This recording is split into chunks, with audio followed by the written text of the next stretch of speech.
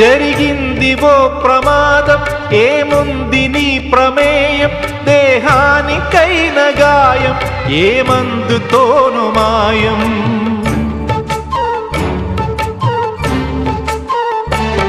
విలువైన నిండు ప్రాణం మిగిలుండటం ప్రధానం, అది నిలిచినంత కాలం సాగాలి నీ ప్రయాణం. స్త్రీల తనువులోనే శీలమున్నదంటే పురుష స్పర్శతోనే తొలగిపోవునంటే, ఇల్లాళ దేహాలలో శీలమే ఉండదనా, భర్తన్న వాడెవడు పురుషుడే కాదువనా. శీలం అంటే గుణం అనే అర్థం.